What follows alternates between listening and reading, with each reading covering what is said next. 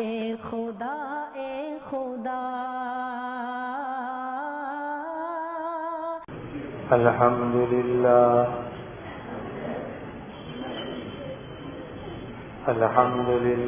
الذي هدانا للإسلام أشهد أن لا إله إلا الله وحده لا شريك له وأشهد أن سيدنا وشفيعنا ومولانا محمدا عبده ورسوله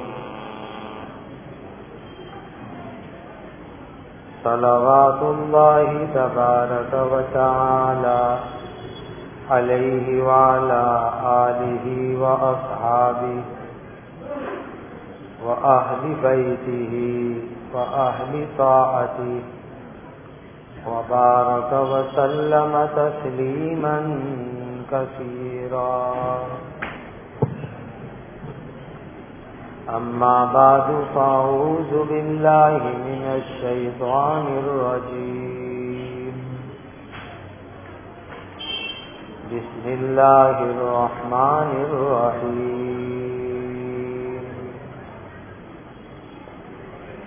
فبما رحمة من الله لنت لهم ولو كنت فظا غليظ القلب لانفضوا من حولك فاعف عنهم واستغفر لهم وشاورهم في الأمر صدق الله مولانا العظيم.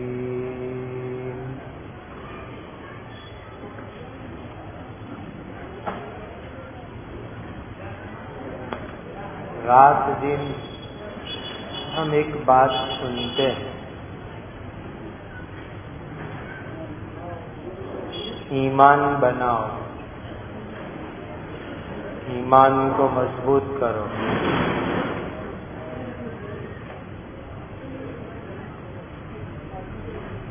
تو دو باتیں سمجھ لو، ایمان مضبوط کرنے کے، ایمان بنانے کے دو اسباب ہیں، دو ذریعے ہیں.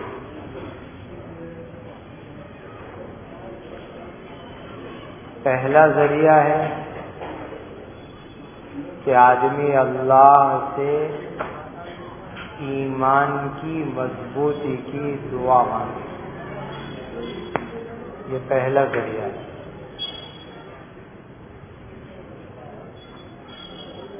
اور یہ ایسی بات میں عرض کر رہا ہوں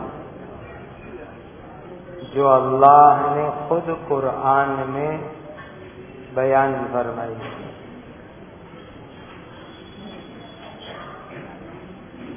ہم سب کا ایمان ہے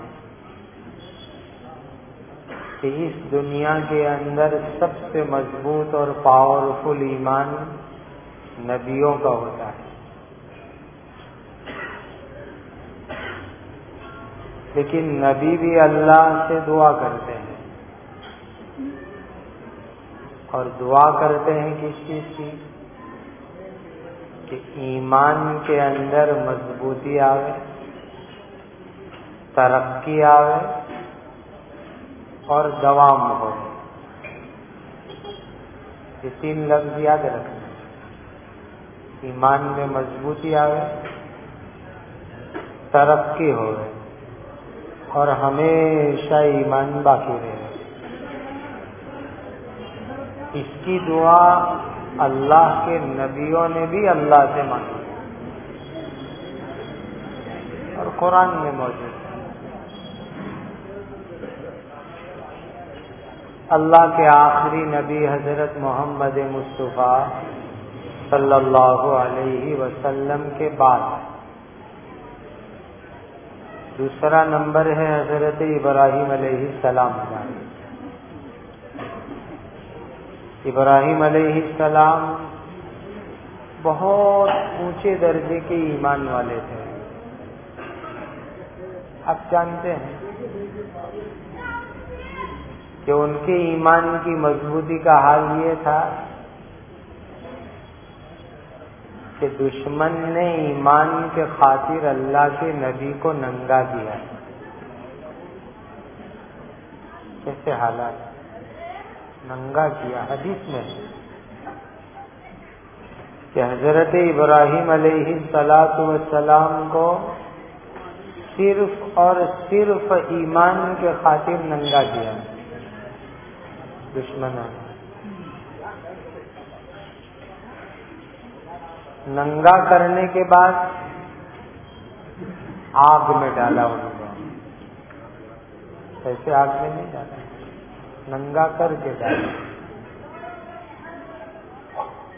ننگا کیا گیا, آگ میں ڈالا گیا, لیکن اس کے باوجود بھی حضرت ابراہیم علیہ السلام ایمان پر مضبوط ہے.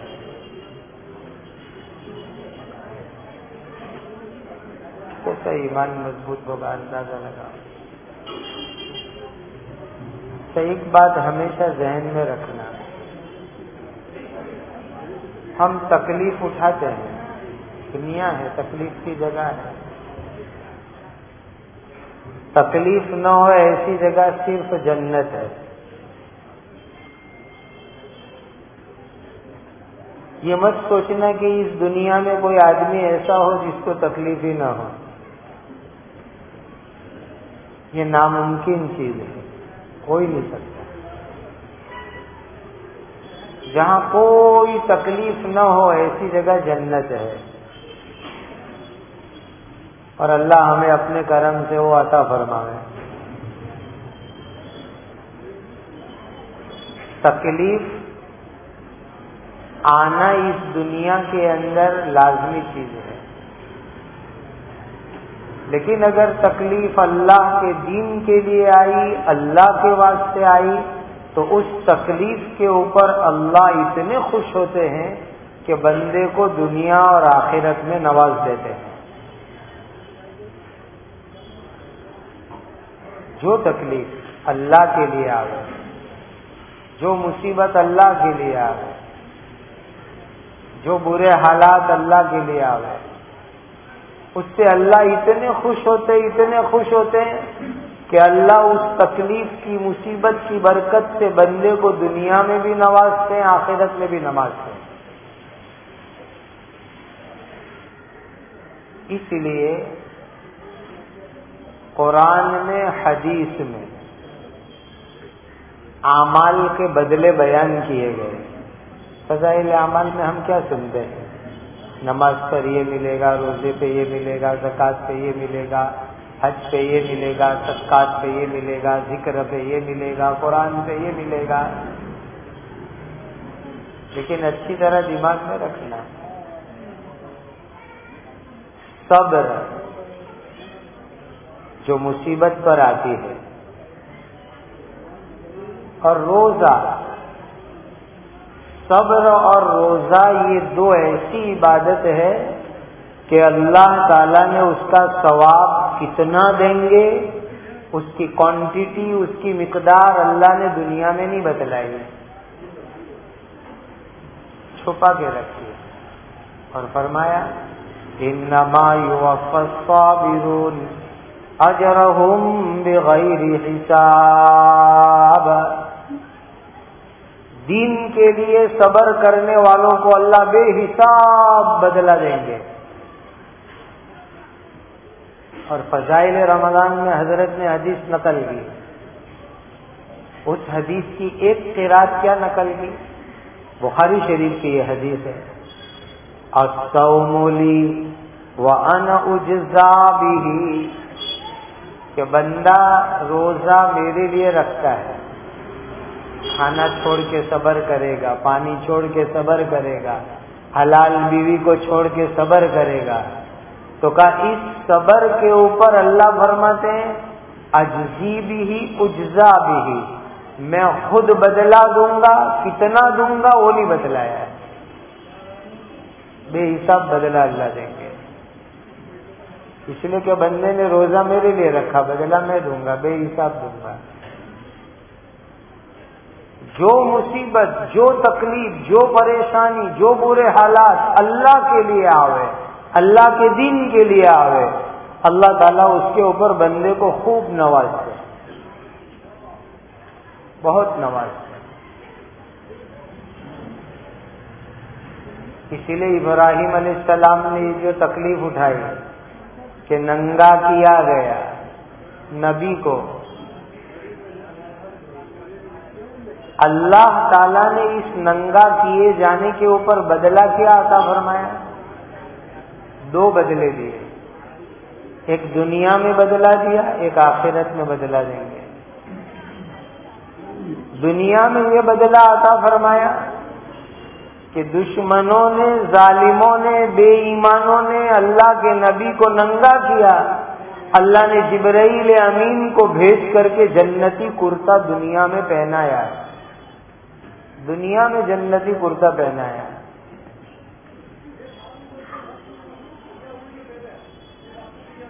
اور تفسیروں میں یہ روایت لکھی ہوئی ہے کہ وہ دنیا پانی ہے، جنت پانی نہیں ہے۔ تو ابراہیم علیہ السلام کو جبرائیل نے لا کے جو جنت سے کرتا پہنایا، ابراہیم علیہ السلام نے وہ کرتا بعد میں اپنے بیٹے حضرت اسحاق علیہ السلام کو دیا، حضرت اسحاق علیہ السلام نے وہ کرتا اپنے بیٹے حضرت یعقوب علیہ السلام کو دیا، یعقوب علیہ السلام نے وہ کرتا اپنے بیٹے یوسف علیہ السلام کو دیا، اور یعقوب علیہ السلام نے بیٹے یوسف کو کرتا کیسے دیا؟ وہ جنتی کرتے کو لپیٹ کر کے تعویذ بنا کے گلے میں پہنا دیا۔ آپ سمجھیں گے کہ کرتا کیسے گلے میں آتا ہے۔ ملک کی تاریخ معلوم ہے نا، آزادی سے پہلے جب ڈھاکہ ہمارے ملک کا حصہ تھا تو وہاں ململ ایسی بنتی تھی کہ 100 میٹر ململ موڑو تو انگوٹھی کے سوراخ میں آ جاوے، اور جس کو دیکھنا آپ کے قریب پاٹن چلے جاوے۔ پاٹن میں وہ ململ کا نمونہ موجود ہے، میں نے اپنی آنکھ سے دیکھا ہے، کہیں سنی نہیں، صرف آنکھ سے دیکھی ہوئی بات بتا رہا ہوں۔ تو جنتی کرتا جو لایا گیا وہ حضرت یعقوب علیہ السلام نے لپیٹ کر کے گلے میں یوسف علیہ السلام کے ڈال دیا، اور جب یوسف علیہ السلام کو بھائیوں نے ننگا کر کے کنویں میں ڈالا تو جبرائیل امین نے آ کر گلے سے وہ کرتا نکالا اور یوسف علیہ السلام کو کنویں میں پہنایا۔ اور اس کرتے کی برکت کیا ہوئی کہ یوسف علیہ السلام گم ہو گئے تو ابا پریشان رو رہے، اتنا روئے کہ یعقوب علیہ السلام کی آنکھ چلی گئی، اتنا روئے۔ لمبے زمانے کے بعد کانٹیکٹ ہوا تو بھائیوں کے ذریعے یوسف علیہ السلام نے مصر سے کرتا بھیجا، مصر سے۔ یوسف علیہ السلام مصر میں، ابا یعقوب علیہ السلام فلسطین میں کنعان میں ہے۔ یوسف علیہ السلام کے پاس سے وہ جنتی کرتا لے کر کے بھائی لوگ روانہ ہوئے مصر سے۔ تو اتنے دور یعقوب علیہ السلام گھر والوں کو یوں کہہ رہے ہیں، انی لاجد ریح یوسف لولا ان تفندون۔ اس سے پہلے بھائیوں کو کرتا دیتے دیتے یوسف علیہ السلام نے کہا، اذهبوا بقمیصی ھذا فالقوه علی وجه ابی یاتی بصیرا۔ بھائیو میرا یہ کرتا لے جاؤ، جنتی کرتا لے جاؤ، ابا کی آنکھ کے اوپر وہ جنتی کرتا صرف لگا دینا، اللہ اس کرتے کی برکت سے میرے ابا کی آنکھ کو ٹھیک کر دیں گے۔ قرآن کی باتیں سنا رہا ہے۔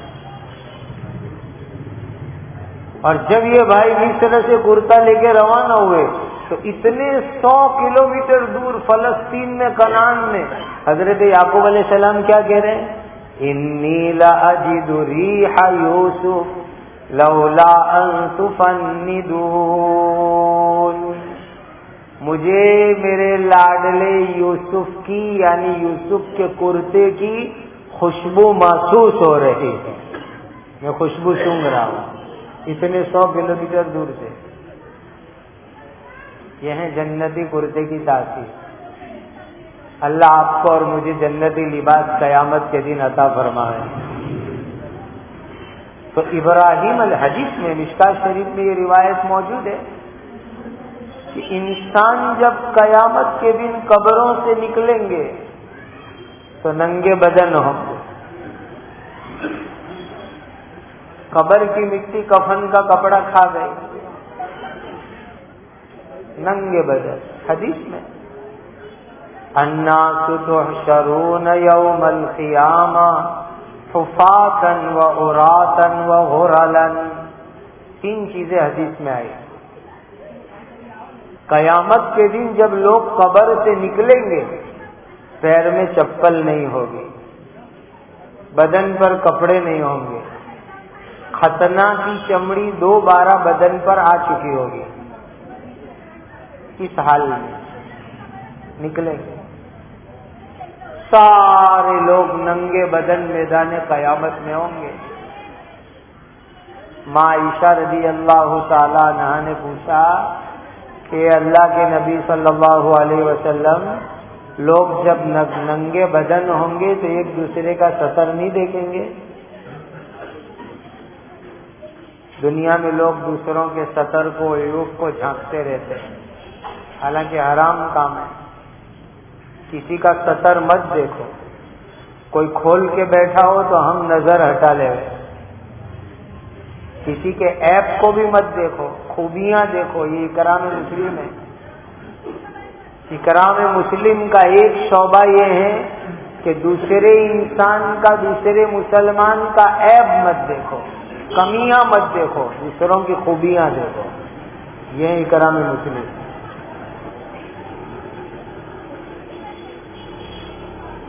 تو لوگ ننگے بدن ہوں گے تو ایک دوسرے کے سطر نہیں دیکھیں گے۔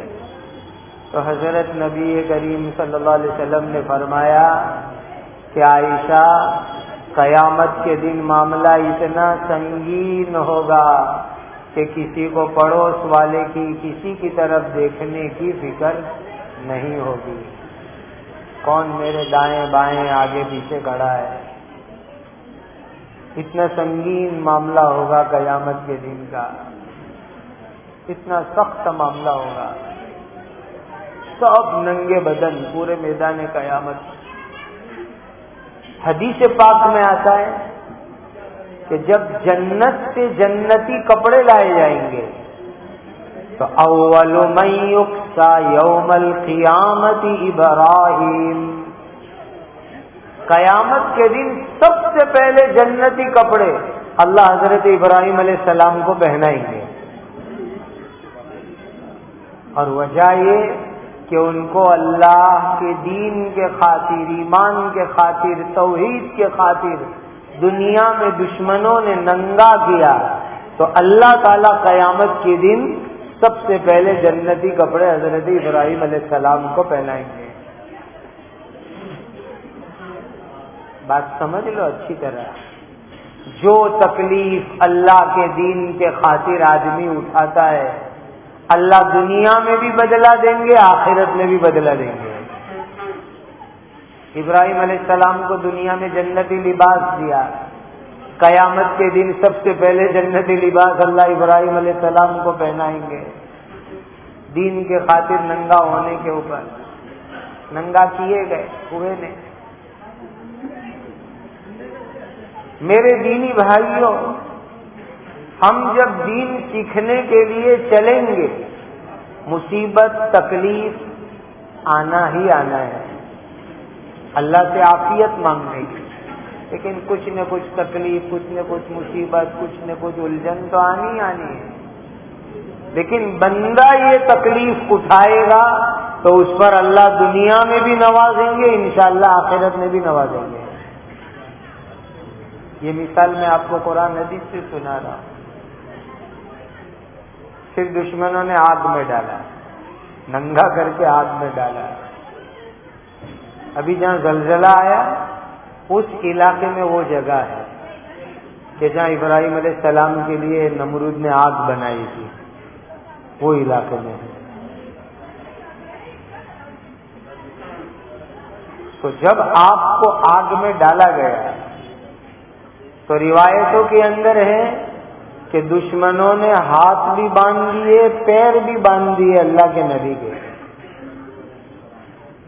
اور آگ جلائی، اور آگ جلا کر کے نبی کو دور سے آگ میں ڈالا گیا. ابراہیم علیہ السلام کا کیا قصور تھا؟ انہوں نے کسی کا کچھ نہیں بگاڑا. ایک ہی چیز، ان صلاتی ونسکی ومحیای ومماتی للہ رب العالمین لا شریک لہ.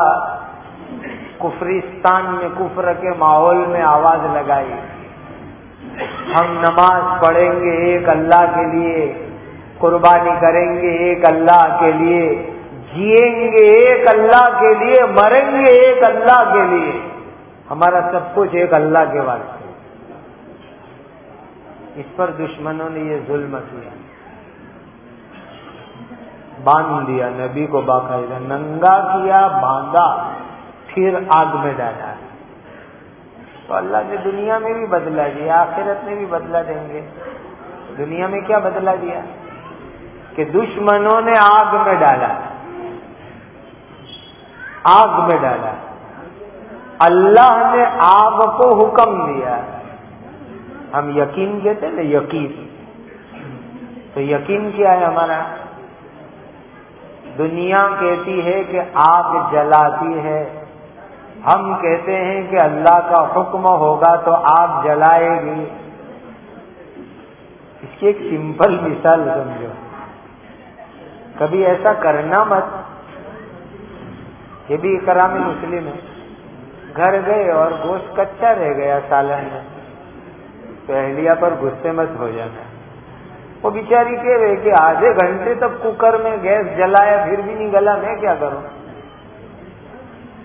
آگ جلی، گیس جلا، گوشت نہیں گلا. بیچاری اہلیہ کا کیا قصور کہ تم اس کو گالی دینا شروع کر دو؟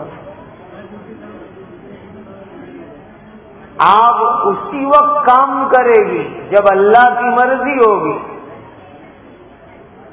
ورنہ آگ نہیں جلا سکتی.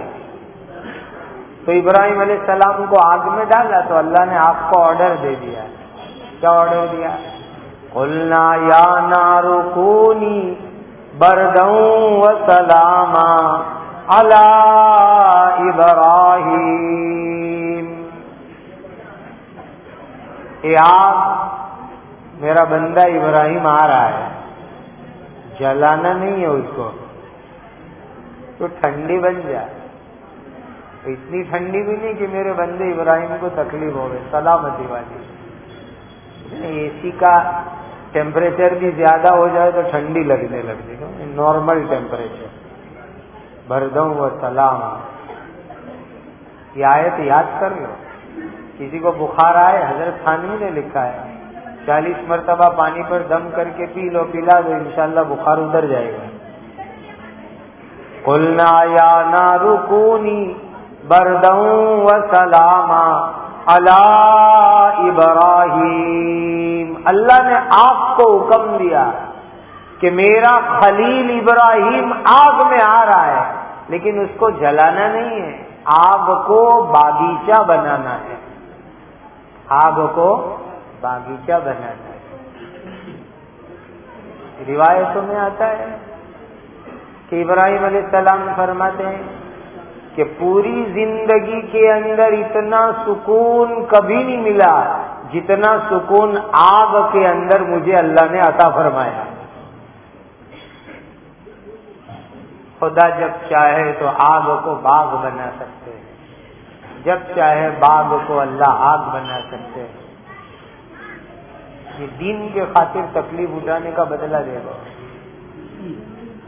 جو بندہ اللہ کے دین کے لیے تکلیف اٹھائے گا، اللہ دنیا میں بھی اس کو بدلہ دیں گے اور انشاءاللہ آخرت میں بھی بدلہ دیں گے. ضائع نہیں جاتی یہ چیزیں. مانگو اللہ سے عافیت.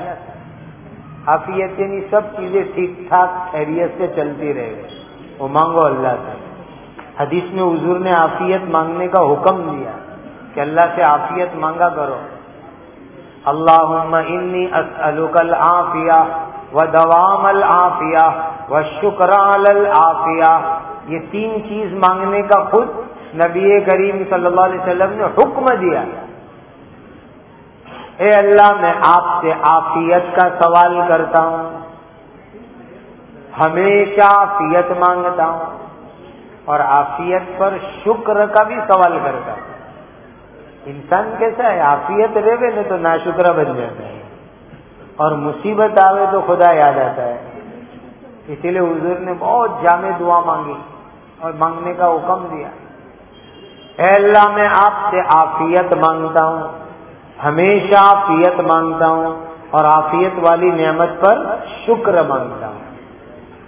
مانگو عافیت, لیکن آفت اگر دین کے خاطر آ جاوے تو صبر کرو, اللہ اس صبر کے اوپر دنیا آخرت میں بہترین بدلہ عطا کریں گے. دنیا میں دیں گے, آخرت میں بھی دیں گے. حضرت شیخ زکریا صاحب رحمۃ اللہ علیہ کی ایک بات یاد آ گئی. فضائل اعمال جنہوں نے لکھی, ہمارے دادا پیر ہوتے ہیں. حضرت کی ایک بات آپ کو زندگی میں بہت کام آئے گی, بہت اچھی طرح دماغ میں اس کو سیٹ کر لو. ہمارے بعض ساتھی بعض کام کرنے سے ڈرتے ہیں. کیوں؟ کہ یہ کام کروں گا آفت آئے گی, مصیبت آئے گی, تکلیف آئے گی. حالانکہ وہ خالص دین کے فائدے کا کام ہوتا ہے, لیکن ڈرتے ہیں کہ کروں گا تو یہ نہیں ہو جائے, وہ نہیں ہو جائے, وہ نہیں ہو جائے. تو کسی نے حضرت شیخ مولانا محمد زکریا صاحب رحمۃ اللہ علیہ سے عرض کیا کہ حضرت یہ خطرے ہیں, اس لیے ہمت نہیں ہو رہی. حضرت نے کیا فرمایا؟ اللہ کے یہاں مقدر میں جو مصیبت اور تکلیف کا آنا لکھا ہوا ہے وہ تو آ کے رہے گی. تقدیر میں جو مصیبت اور تکلیف کا آنا لکھا ہوا ہے وہ آ کے رہے گا, لیکن اگر وہ مقدر کی تکلیف مصیبت اللہ کے دین کے خاطر آئی تو اس پر اللہ ثواب عطا کریں گے, اور دنیا کے خاطر آئی تو ثواب نہیں ملے گا, محروم ہو جاؤ. مقدر کی تکلیف تو آنی ہے, اسے تو تقدیر سے تو کوئی بھاگ ہی نہیں سکتا ہے. لیکن اگر یہ تکلیف مصیبت پریشانی اللہ کے دین کی نسبت پر آئی تو اللہ تعالیٰ اس کے اوپر اجر اور ثواب عطا کریں گے. اسی لیے حضرت ابراہیم علیہ السلام اتنے زبردست اللہ کے نبی, قرآن میں کتنی جگہ ان کا تذکرہ ہے, ان کے نام سے سورت ہے. حج کرتے ہیں, قربانی کرتے ہیں, زمزم پیتے ہیں, سب ابراہیم علیہ السلام کی یادگار ہے. لیکن ابراہیم علیہ السلام اللہ سے ایک دعا مانگتے ہیں. یہ ابراہیمی دعا یاد کر لو, اور آج کے حالات میں ہر مسلمان اللہ سے یہ دعا مانگے. میں نے شروع میں عرض کیا کہ ایمان مضبوط کیسے ہوگا, کیسے پاورفل ہوگا, کیسے ایمان میں ترقی ہوگی, کیسے ایمان ہمیشہ رہے گا. ایک مضبوط ذریعہ اللہ سے مانگنا ہے. اور کیسے مانگو گے؟ جیسے ابراہیم علیہ السلام نے مانگا. نبیوں کی مبارک دعائیں اللہ نے قرآن میں نقل کی تاکہ ہم ان کلمات سے دعا مانگے تو انشاءاللہ ہماری دعا بہت جلدی قبول ہو جائے گی.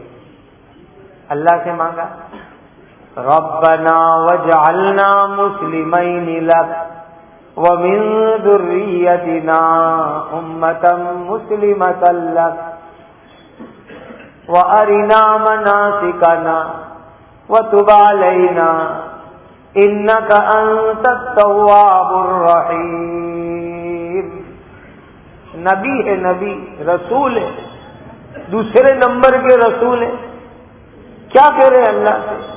ربنا وجعلنا مسلمین لک، اے اللہ ہمیں آپ کا مسلمان بندہ بنا کے رکھنا. نبی کہہ رہے ہیں اللہ کو دعا. نبی کے ایمان اسلام میں کوئی شک کرے تو وہ کافر ہو جائے. یقین ہے ہمارا نبی کے ایمان اسلام پر، لیکن وہ اللہ سے مانگ رہے ربنا وجعلنا مسلمین لک. تفسیر مفسرین نے کی ای ادمنا علی الاسلام، اے اللہ ہمیں اسلام اور ایمان پر ہمیشہ باقی رکھنا. یہ نبی دعا کر رہے ہیں. اور کب دعا مانگی؟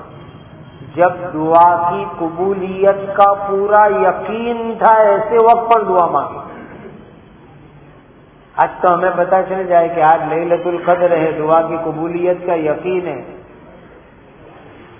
تو پتہ نہیں کتنی دکانیں مانگیں گے، کتنا بیلنس مانگیں گے، کتنے بنگلے مانگیں گے، کتنے فلیٹ مانگیں گے. دعا کی قبولیت کا پورا یقین تھا. جس وقت کعبہ کی تعمیر مکمل ہوئی اس وقت پر اللہ سے دعا کر رہے ہیں ربنا وجعلنا مسلمین لک. اے اللہ تو نے اسلام دیا ہے، آئندہ موت تک اسلام کے اوپر مجھے باقی رکھنا. یہ نبی دعا کر رہے ہیں. دینی بھائیوں، ارتداد کی آندھیاں ایسی خطرناک چل رہی ہے کہ ایمان کا چراغ کب بجھ جاوے ہم نہیں کہہ سکتے. بے ایمانی کی، گمراہی کی آندھیاں ایسی خطرناک چل رہی ہے کہ زندگی سے ایمان کب نکل جاوے کوئی نہیں کہہ سکتا. اسی اللہ سے مانگو، اسی اللہ سے گر گڑا کے مانگو، اللہ موت تک ہمیں اسلام کے اوپر قائم فرمائے. ربنا وجعلنا مسلمین لک. اے اللہ زندگی کی آخری سانس تک ہمیں اسلام کے اوپر دائم اور قائم فرما دیجیے. دوسری چیز کیا مانگیں؟ ہماری قیامت تک آنے والی نسلوں کے لیے بھی ایمان مانگو. ہماری اولاد، نسل، فیوچر جنریشن، آنے والی پیڑھیاں، ان کے لیے بھی ایمان اسلام مانگو. عبرت کے لیے کہہ رہا ہوں.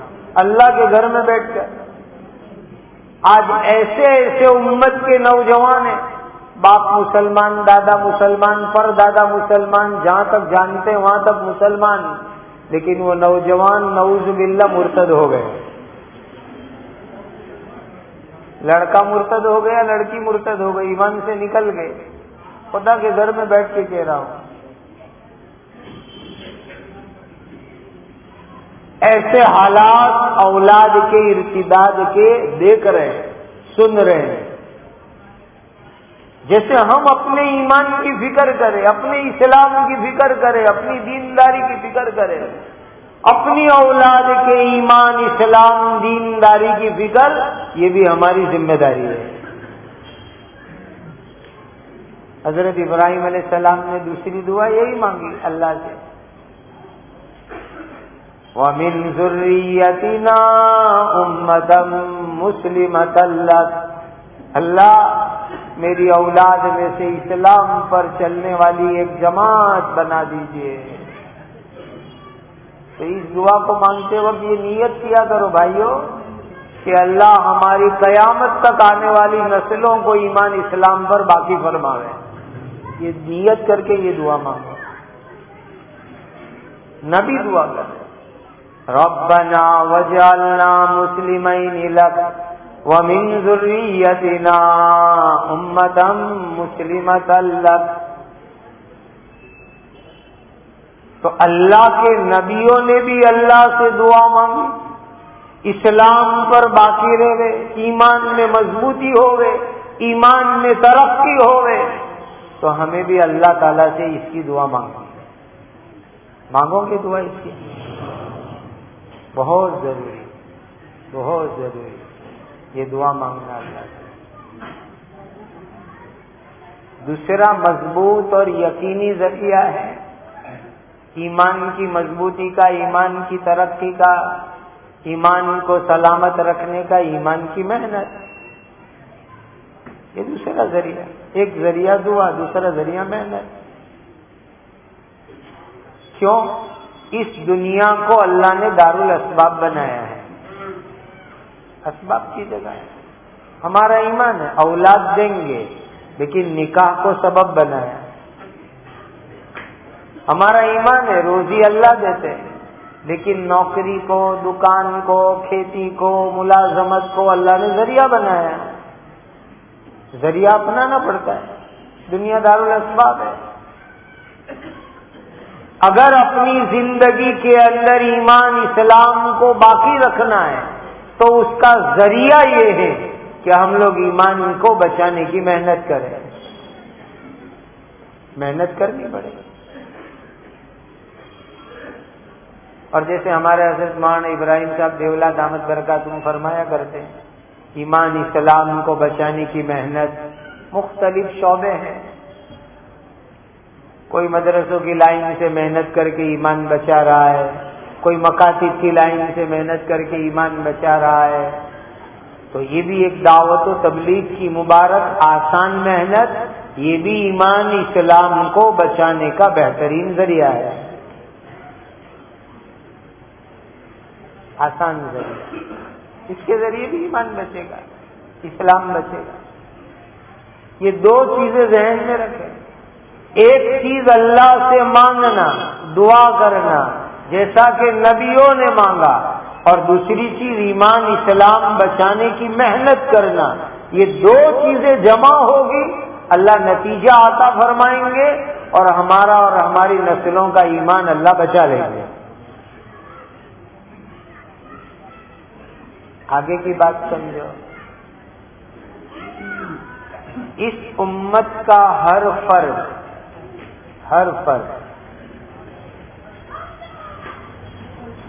اپنی ذات، اپنے گھر والوں کی ذات کے ساتھ ساتھ دوسروں کے اوپر بھی محنت کرنے کا ذمہ دار ہے۔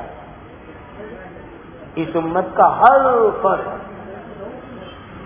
چاہے مولانا ہو، چاہے مفتی صاحب ہو، چاہے قاری صاحب ہو، چاہے حافظ صاحب ہو، چاہے قاضی صاحب ہو، چاہے دائی ہو، چاہے حاجی ہو، چاہے متولی ہو، کوئی بھی ہو، غریب ہو، مزدور ہو، رکشہ چلانے والا ہو، کوئی بھی ہو، اس امت کا ہر فرد اپنا ایمان، اپنے گھر والوں کا ایمان، اور ساتھ میں دوسرے تمام انسانوں کے ایمان کی بچانے کی محنت کا ذمہ دار ہے۔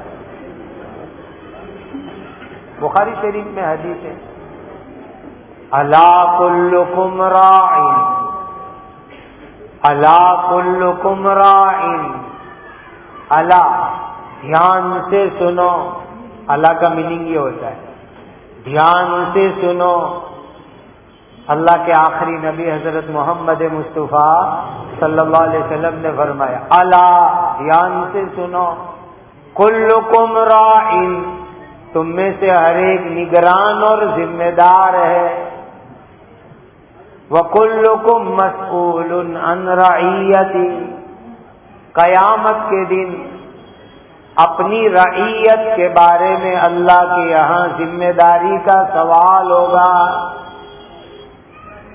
ہر ایک کو سوال ہوگا۔ لہذا ہم تو اس کے قائل ہیں، اس پر عمل کرتے ہیں۔ کنتم خیر امت اخرجت للناس، لوگوں کے فائدے کے لیے ہم آئے ہیں۔ للناس کا لام منفعت کے لیے، لوگوں کو فائدہ پہنچانے ہم آئے ہیں دنیا میں۔ سب سے بڑا فائدہ یہ ہے کہ لوگوں کا ایمان بچ جائے اور لوگ ایمان کے ساتھ جاوے، یہ ذمہ داری کے ساتھ ہم دنیا میں آئے ہیں۔ لوگوں کا ایمان بچ جائے، دین بچ جائے، دین سلامت رہ جائے۔ آپ نے فضیلت سنی ہوگی بیمار کی دوا کرنے کی، بہت فضیلت ہے، سنت ہے۔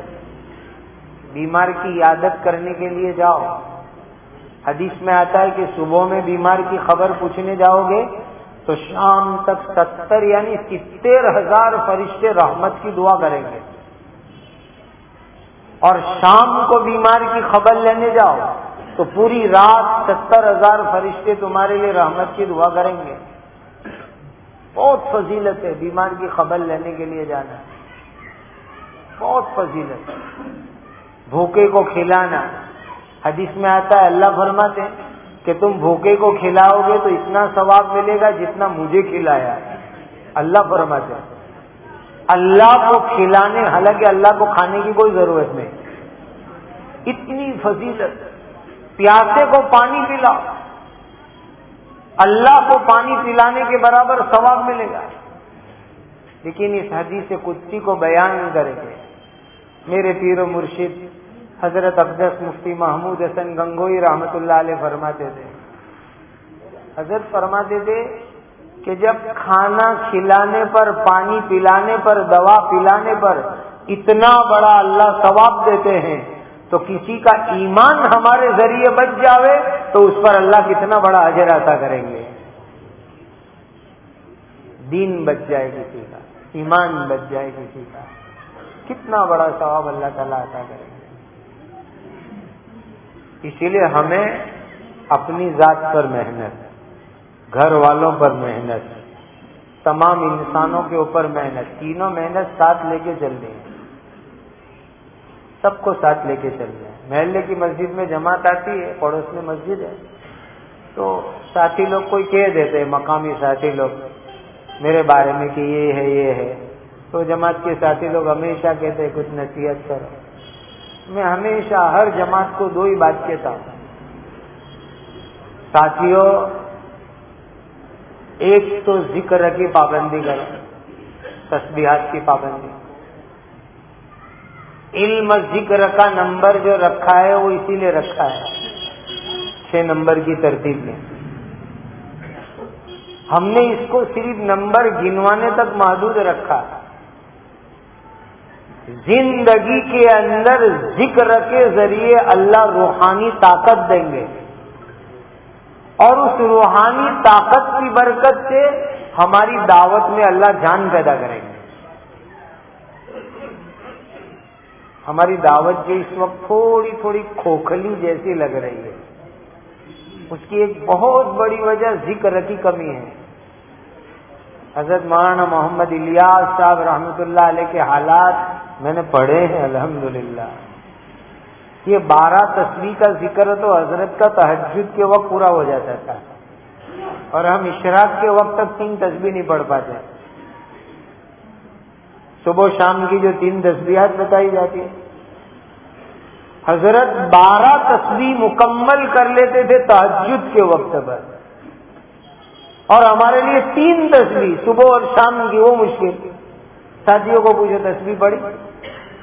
میں ابھی کسی سے ہاتھ نہیں اٹھواؤں گا، لیکن مسجد میں بیٹھے ہو محاسبہ کر لو، آج جمعرات کو عصر کے بعد کی تسبیح کتنوں نے پڑھی، کتنوں کی باقی ہے، محاسبہ خود کا کرو۔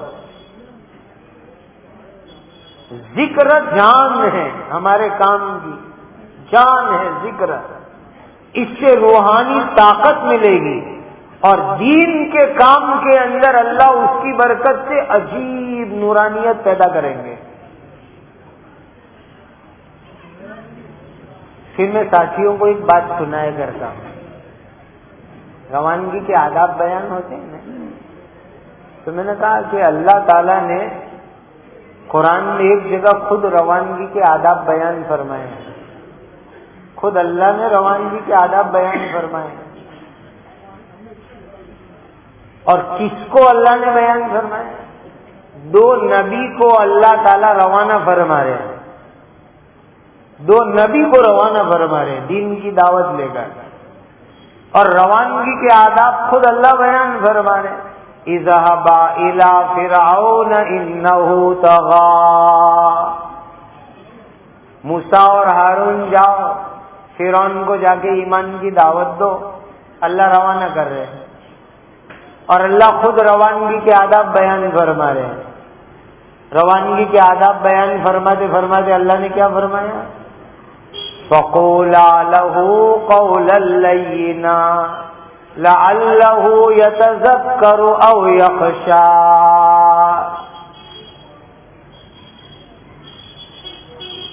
کیا فرمایا؟ نرم نرم باتیں کرنا، گرم گرم باتیں مت کرنا. موسیٰ اور ہارون کو کیا فرمایا روانگی کے آداب میں؟ نرم نرم باتیں کرنا، گرم گرم باتیں مت کرنا.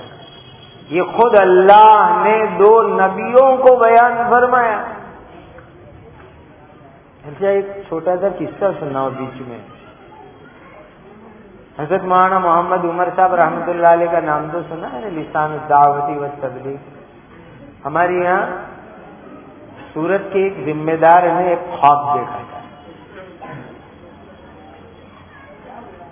خواب میں بڑا مبارک خواب دیکھا تھا کہ حضرت نبی کریم صلی اللہ علیہ وسلم کو دیکھا، حضرت ابوبکر صدیق، حضرت عمر فاروق رضی اللہ عنہما کو دیکھا. بڑا مبارک خواب. قرآن ساتھی خواب میں یہ دیکھا کہ صدیق اکبر رضی اللہ تعالیٰ نے ہنستے ہنستے چھری تیز کر رہے ہیں. تو انہوں نے بدھ کے مشورے میں سنا ہے کہ یہ میرا خواب ہے. اب تو سب قبرستان چلے گئے، اس میں سے اکثر لوگ کوئی رہا بھی نہیں، سب چلے گئے باری باری. اللہ سب کی قبروں کو منور کرے. تو مشورے سے طے ہوا کہ حضرت مولانا محمد عمر صاحب کو یہ خواب لکھ کے بھیجے تعبیر کے لیے.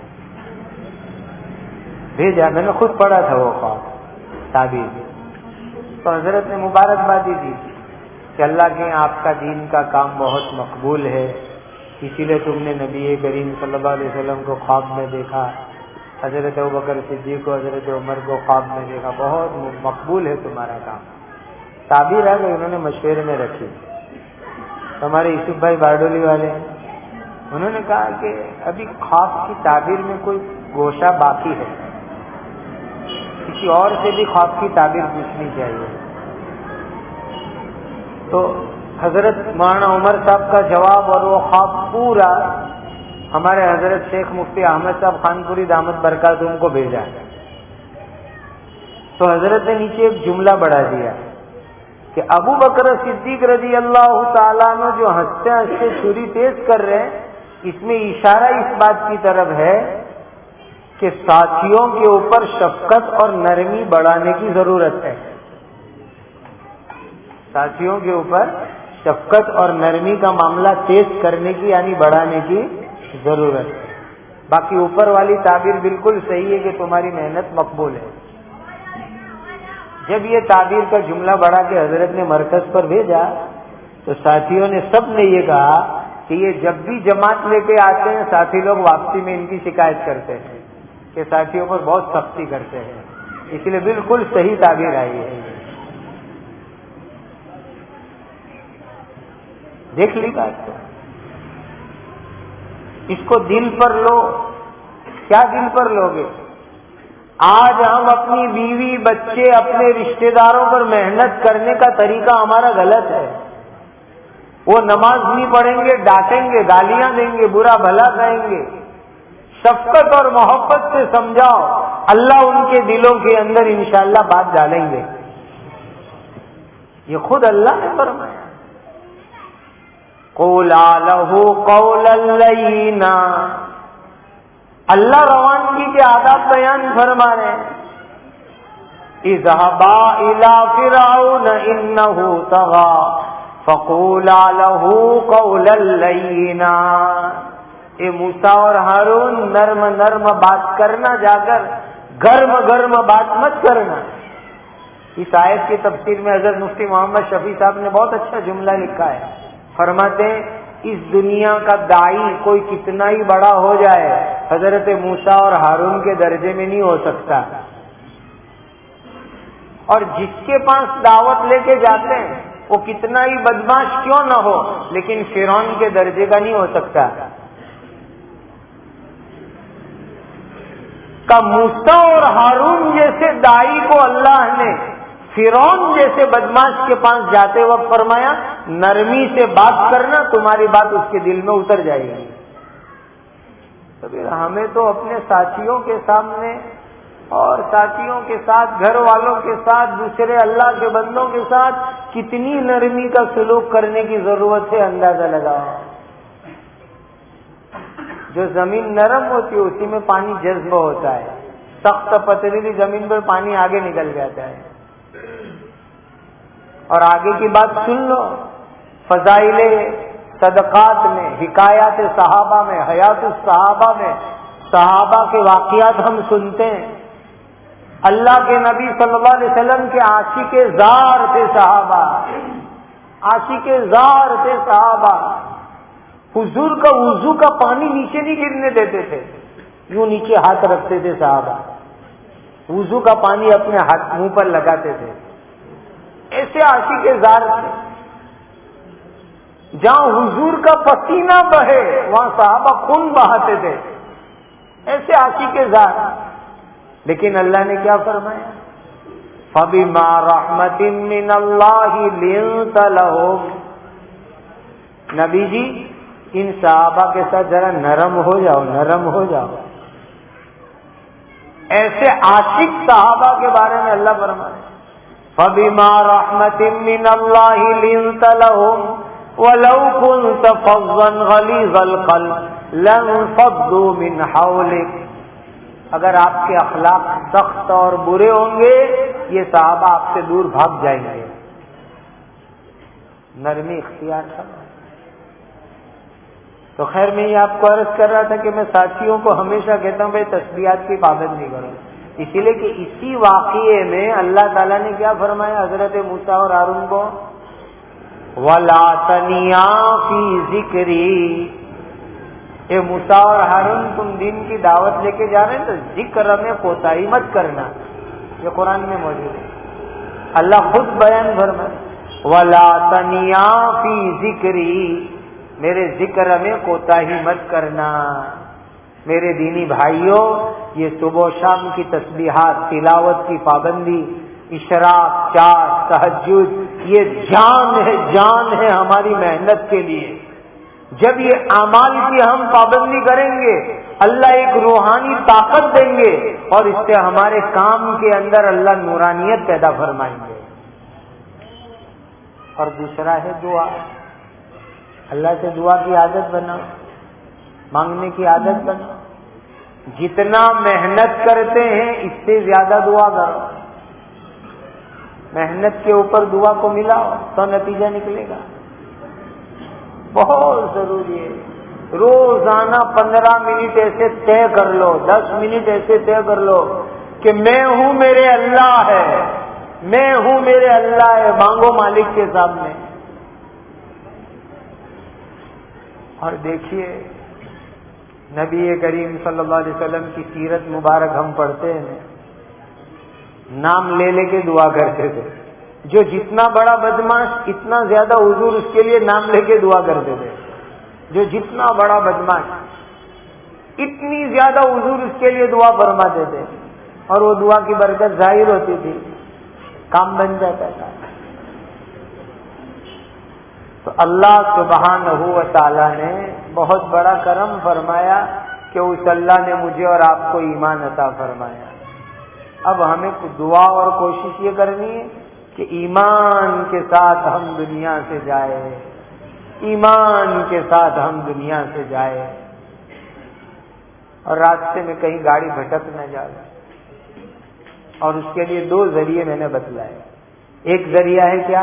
دعا کرنا. اور دوسرا ذریعہ کیا ہے؟ ایمان بچانے کی محنت کرنا. یہ 2 یقینی ذریعے ہیں اپنی زندگی کے اندر ایمان اسلام کو بچانے کے واسطے. دیکھیے نا، ایک نبی ہے حضرت یوسف علیہ السلام. زندگی میں کیا کمی تھی، کیا کمی تھی.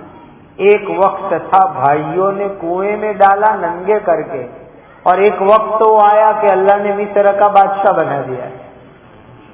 خدا کی شان دیکھو. کہاں کنویں میں ڈالا، کہاں خدا نے مصر کا بادشاہ بنایا، سب کچھ مل گیا، نبی بنا دیے گئے، بادشاہ بنا دیے گئے، کوئی کمی نہیں۔ لیکن کمی نہیں ہے تو پھر دعا کیا کر رہے ہیں اللہ سے؟ یہ یوسف علیہ السلام کی دعا بڑی زبردست دعا ہے، مانگا کرو۔ فاطر السماوات والارض انت ولی فی الدنیا والآخرہ توفنی مسلما والحقنی بالصالحین۔ اے آسمان اور زمین کے پیدا کرنے والے اللہ، کس نے بنایا یہ سارا نظام؟ یقین سے مضبوطی سے کہو، کس نے بنایا؟ فاطر السماوات والارض، یہ آسمان زمین سارے نظام کو بنانے والے اللہ۔ انت ولی فی الدنیا والآخرہ، دنیا بھی میری مدد کرنے والے آپ اور آخرت میں بھی میری مدد کرنے والے آپ۔ کون مدد کرتا ہے دنیا میں؟ آخرت میں کون مدد کرے گا؟ ہر جگہ اللہ مدد کرنے والے۔ انت ولی فی الدنیا والآخرہ توفنی مسلما، اے اللہ اسلام پر موت دینا۔ ایک نبی جو بادشاہ بھی ہے، کوئی کمی نہیں، لیکن مانگ رہے اللہ سے، اے اللہ ایمان پر موت آوے، کہیں ڈگمگا نہ جاوے، نفس اور شیطان کہیں بھٹکا نہ دے، اے اللہ ایمان اسلام پر مجھے موت دینا۔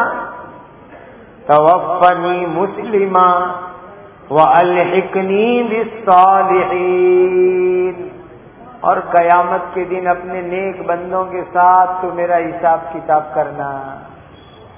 جس کو یہ مل گیا کام بن گیا۔ ایک قصہ سنا کے بات مکمل کر دیتا ہوں۔ جانتے ہو سلطان مظفر عبد الحلیم کو؟ حضرت مولانا سید ابو الحسن علی میاں ندوی رحمۃ اللہ علیہ نے ان کا واقعہ لکھا ہے۔